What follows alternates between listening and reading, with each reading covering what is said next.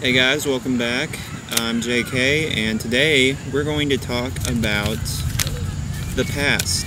The thing about the past is that was one big reason why I made all the decisions I made and why I worried so much, because I was afraid my past would be my future, because that's what it seemed like. I kept applying for jobs, and back then I didn't even get interviews like I do sometimes now. I still don't have a job, but I'm a step forward. The problem was I was so negative, and sometimes that prevented me from going out there and trying. I figured, what's the point? In the past I've done this and this and this, and it's just going to keep happening. And let me tell you, it will, but only as long as you say that. I mean, you have no idea how powerful words are. Like, extremely. Like, it affects your environment, believe it or not. I mean, if you hang on to the past, it makes you afraid and angry, and about the grudge video, like that's hanging on to the past, having a grudge against someone. That's why I was saying it's bad for anxiety, because when you think about the past, you're not able to focus on the future. You can learn from the past, but don't obsess over it, is basically what I'm saying. If you obsess over it, then you think this is the way my life's going to be forever, but no. And I used to feel like my life was out of control, like the paper flew away, but I'm in control because I'm going to go get it. Man, that was funny. I felt like my life was out of control and I had no control over it, like it was overpowering me. But you can take control. That's something I learned. I thought, no, it's just my life. Bad stuff happens to me and everyone else, has a good life. But no, it's really about the grasp on reality that you have and your mindset on it. Like I was saying, the reasons why you're afraid or you're mad or something is because of the past, because you've experienced it and you've been brainwashed. You've been led to believe all this stuff. And most of it probably isn't true. Like, for example, I mentioned before how I really struggled in school. In some of the past videos, I think it was one or more of the past videos, but I mentioned that I struggled in school and I was afraid to go back to college. Let me tell you, I did struggle. I had a learning disorder, I believe. I struggled a lot, especially with math and history, and it made me very frustrated and stressed, and I was a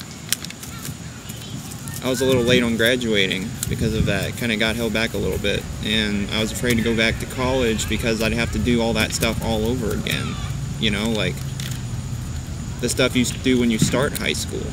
And I thought it was stupid, but I'm not gonna lie, sometimes I'm a little bit afraid still, even though I am going to college in January. But your outlook in life, it affects everything. It affects you and everyone and everything around you, even nature. I'm not even kidding. You may think I'm crazy, but I'm serious. It affects. We give off vibes, even if we say nothing.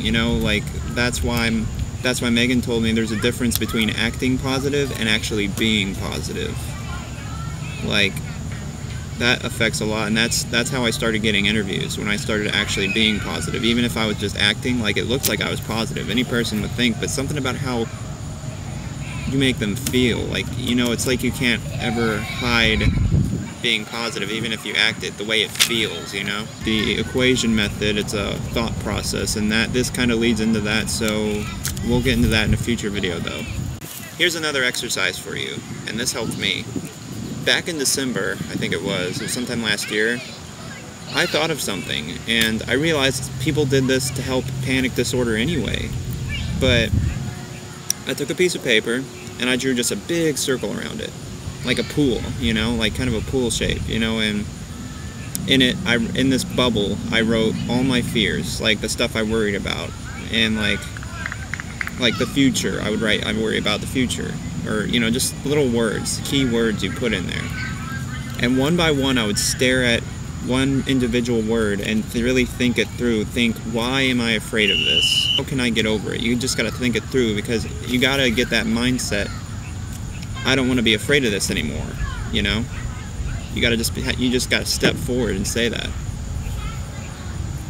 I know it doesn't sound easy, but when you write them all down and really think it through, it actually makes it easier. And let me tell you, I used to hang on to Xanax quite a bit. I took it every couple of days, but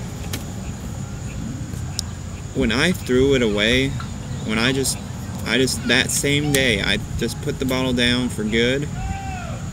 And after I did this exercise along with that, I wasn't clinging on to Xanax. I had a lot less panic attacks after that. I mean, it's incredible. It really does help, you know?